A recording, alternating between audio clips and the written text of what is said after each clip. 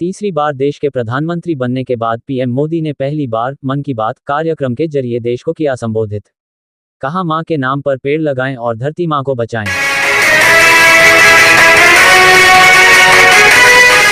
अपना मंथन के तमाम दर्शकों को विजय पांडे का सादर नमस्कार। शहर और गांव की खास खबर के लिए आप देखते रहें अपना मंथन।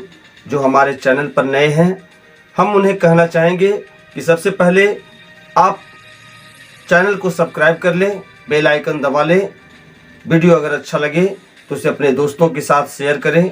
शहर और गांव की खास खबर तथा प्रेरक कथाओं के लिए आप निरंतर हमारे चैनल पर बने रहें। धन्यवाद। तीसरी बार देश के प्रधानमंत्री बनने के बाद पीएम मोदी ने पहली बार मन की बात कार्यक्रम के जरिए देश को संबोधित किया। पीएम मोदी ने कहा कि मैंने आपको 3 महीने पहले कहा था कि फिर मिलूंगा। इस दौरान पीएम मोदी ने जलवायु परिवर्तन के कारण बदल रहे मौसम के लिए पौधारोपण को काफी जरूरी बताया और देशवासियों से अपील की है कि इस बार विश्व पर्यावरण दिवस पर सभी लोग अपनी मां के नाम पर पेड़ लगाएं और धरती मां को बचाएं। देखिए पूरी रिपोर्ट। मेरे प्यारे देशवासियों, नमस्कार। आज वो दिन आ ही गया जिसका हम सभी फरवरी से इंतजार कर रहे थे।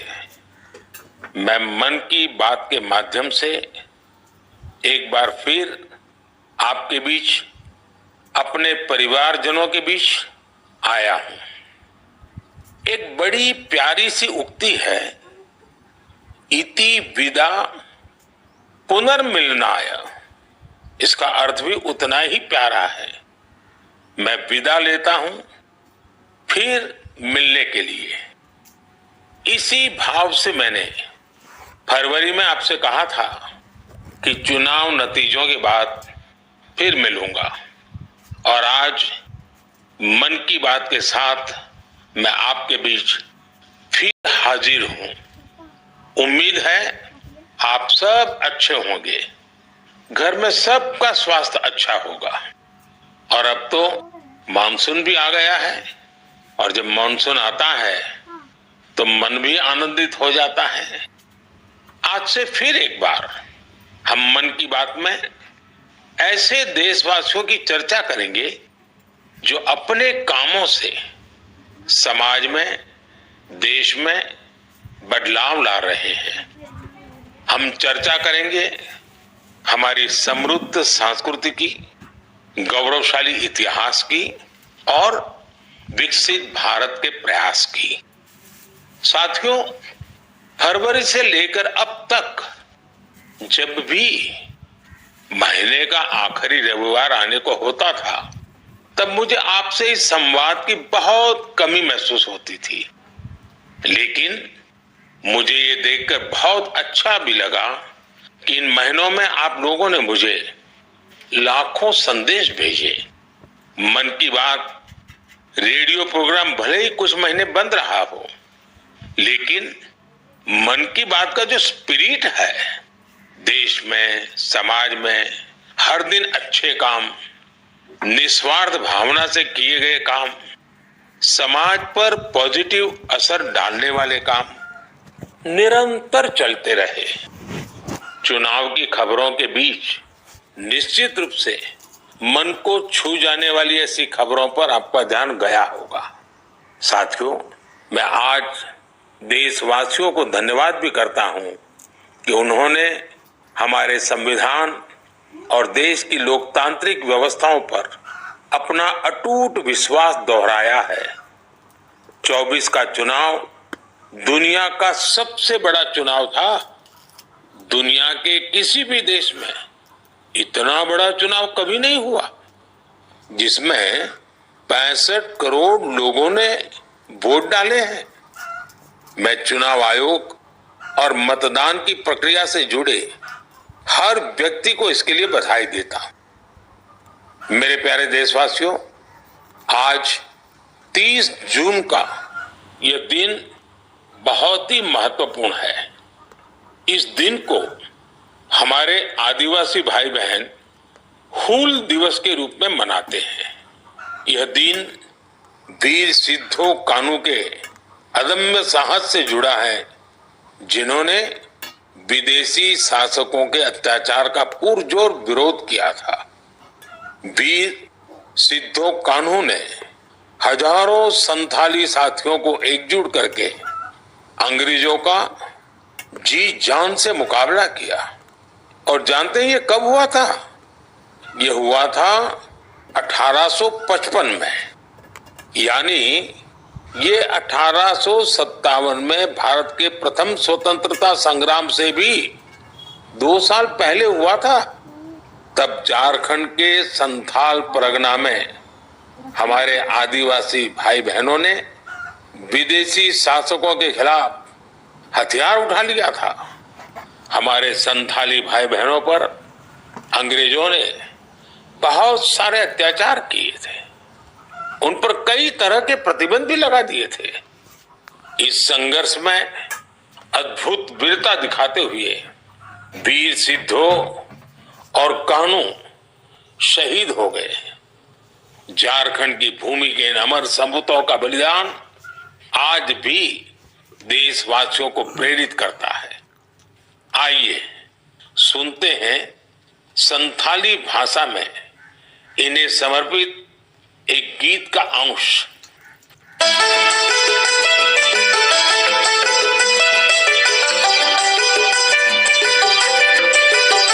सीधा कानून बोल बुया मनावे 29 जन जहां दिसमरिया मरण हुंदो संतल हुलका संतल हुंदो आंदोलना इंग्रेज कानून भंगोड़लेना जुमी बंजो स्पीटी एकला गोईना जंगारे पैगान साड़ी कने झम झम उनको बोले बुया बोले बोले। मेरे प्यारे साथियों, अगर मैं आपसे पूछूं कि दुनिया का सबसे अनमोल रिश्ता कौन सा होता है, तो आप जरूर कहेंगे मां। हम सबके जीवन में मां का दर्जा सबसे ऊंचा होता है। मां हर दुख सहकर भी अपने बच्चे का पालन पोषण करती है। हर मां अपने बच्चे पर हर स्नेह लुटाती है। जन्मदात्री मां का ये प्यार हम सब पर एक कर्ज की तरह होता है जिसे कोई चुका नहीं सकता। मैं सोच रहा था हम मां को कुछ दे तो सकते नहीं, लेकिन और कुछ कर सकते हैं क्या? इसी सोच में से इस वर्ष विश्व पर्यावरण दिवस पर एक विशेष अभियान शुरू किया गया है। इस अभियान का नाम है एक पेड़ मां के नाम। मैंने भी एक पेड़ अपनी मां के नाम लगाया है। मैंने सभी देशवासियों से, दुनिया के सभी देशों के लोगों से ये अपील की है कि अपनी मां के साथ मिलकर या उनके नाम पर एक पेड़ जरूर लगाएं। और मुझे ये देखकर बहुत खुशी है कि मां की स्मृति में या उनके सम्मान में पेड़ लगाने का अभियान तेजी से आगे बढ़ रहा है। लोग अपनी मां के साथ या फिर उनकी फोटो के साथ पेड़ लगाने की तस्वीरों को सोशल मीडिया पर साझा कर रहे हैं। हर कोई अपनी मां के लिए पेड़ लगा रहा है, चाहे वो अमीर हो या गरीब, चाहे वो कामकाजी महिला हो या गृहिणी। इस अभियान ने सबको मां के प्रति अपना स्नेह जताने का समान अवसर दिया है। वो अपनी तस्वीरों को #प्लांट फॉर मदर और #एक पेड़ मां के नाम इसके साथ साझा करके दूसरों को प्रेरित कर रहे हैं। साथियों, इस अभियान का एक और लाभ होगा। धरती भी मां के समान हमारा ख्याल रखती है। धरती मां ही हम सबके जीवन का आधार है। इसलिए हमारा भी कर्तव्य है कि हम धरती मां का भी ख्याल रखें। मां के नाम पैड लगाने के अभियान से अपनी मां का सम्मान तो होगा ही होगा, धरती मां की भी रक्षा होगी। पिछले एक दशक में भारत में सबके प्रयास से वन क्षेत्र का अभूतपूर्व विस्तार हुआ है। अमृत महोत्सव के दौरान देश भर में 60,000 से ज्यादा अमृत सरोवर भी बनाए गए हैं। अब हमें ऐसे ही मां के नाम पर पैड लगाने के अभियान को गति देनी है। मेरे प्यारे देशवासियों, देश के अलग अलग हिस्सों में मानसून तेजी से अपना रंग बिखेर रहा है और बारिश के इस मौसम में सबके घर में जिस चीज की खोज शुरू हो गई है वो है छाता। मन की बात में आज मैं आपको एक खास तरह के छातों के बारे में बताना चाहता हूं। ये छाते तैयार होते हैं हमारे केरला में। वैसे तो केरला की संस्कृति में छातों का विशेष महत्व है। छाते वहां कई परंपराओं और विधि विधान का अहम हिस्सा होते हैं, लेकिन मैं जिस छाते की बात कर रहा हूं वो है कार्थुम्बी छाते और इन्हें तैयार किया जाता है केरला के अट्टापडी में।